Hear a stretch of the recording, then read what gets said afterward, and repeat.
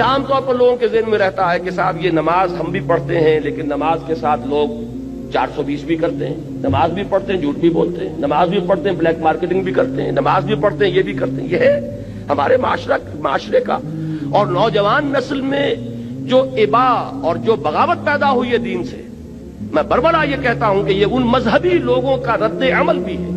جنہیں وہ اپنی آنکھوں سے دیکھتے ہیں کہ ہمارے ابا جان نماز میں تو بڑے پکے ہیں لیکن اتنے ہی پکے جو ہیں وہ دکان پر جھوٹ بولنے میں بھی ہیں۔ ظاہر بات ہے کہ بیٹے سے تو چھپی ہوئی بات نہیں ہے،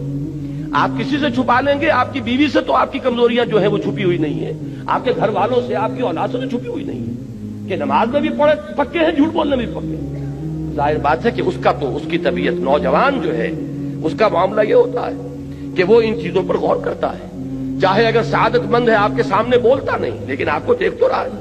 اس کا ایک اثر وہ قبول کرتا ہے اور وہ سمجھتا ہے کہ نماز بیکار ہے، فائدہ کیا اس کا؟ اگر نماز کے ساتھ یہ بھی ہے، اگر نماز کے ساتھ سنگ دلی بھی ہے، ایک غریب آدمی کو دیکھ کر آپ کا دل نہیں پسیجا، نوجوان جو ہے اس کا بھی تاثر قبول کرتا ہے کہ ہمارے ابا جان کے پاس کتنی کچھ دولت ہے اور اس نے اپنے ایک دکان کے ملازم کے ساتھ کیا سلوک کیا اس وقت، اس کی بیوی بیمار تھی، اسے کچھ قرض کی ضرورت تھی اور ابا جان نے کس طریقے سے ڈانٹ دیا، دھتکار دیا۔ یہ نوجوان جو ذہن ہے یہ ان چیزوں کو دیکھتا ہے اور ان سے امپریشن لیتا ہے، اس سے تاثر لیتا ہے۔ تو یہ مسئلہ ہمارے ہاں کے زندہ مسئلوں میں سے کہ کیا وجہ ہے کہ ہماری نمازیں جو ہے بے اثر کیوں ہو گئی۔ قرآن دعوے سے کہہ رہا ہے کہ نماز تو فحش اور بے حیائی کے کاموں سے روکتی ہے،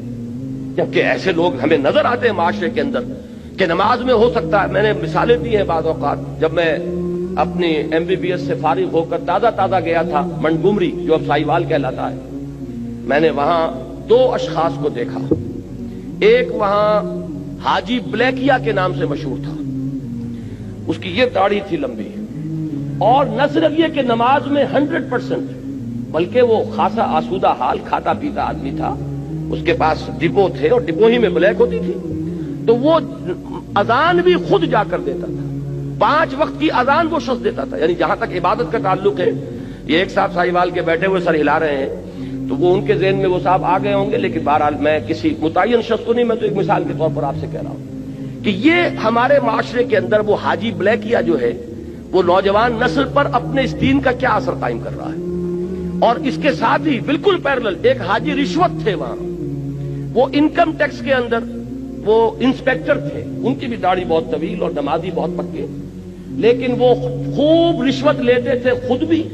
اور رشوتیں دلواتے تھے مسجدوں کو بھی،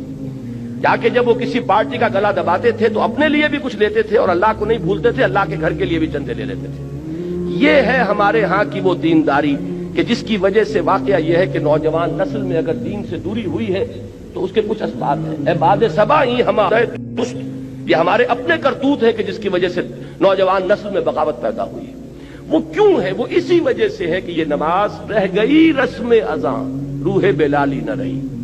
پوری زندگی کے ساتھ اس کی کوئی کوآرڈینیشن نہیں ہے، اس کی کوئی مطابقت نہیں ہے۔ زندگی میں جو کچھ امنگیں ہیں، ارادے ہیں، جو ویلیوز ہیں، ویلیوز ان لائف، اس کا اس نماز کے ساتھ کوئی تعلق نہیں رہا۔ یہ ایک اپینڈکس ہے، یہ ایک ضمیمے کی حیثیت سے انسان کی زندگی کے اندر علیحدہ جڑی ہوئی شے ہے، اس کا اس کے اصل سیرت سے، اصل کردار سے کوئی تعلق نہیں۔ یہ وجہ ہے کہ یہ نماز وہ نماز نہیں ہے۔ ہمارا یہ حج 30 لاکھ افراد حج کر رہے ہوں، لیکن یہ کہ کوئی دنیا میں اس کا اثر، ہمارے ہاں سے اگر 1 لاکھ افراد حج کر کے آئیں تو کوئی 1% دیانتداری معاشرے میں ہر سال اگر بڑھے اس 30 یا 1 لاکھ افراد کے حج کرنے سے، تو آج 25 سال 40 سال 40واں شروع ہو چکا ہے، 40% تو ہمارے ہاں دیانتداری بڑھتی اور بددیانتی گھٹتی،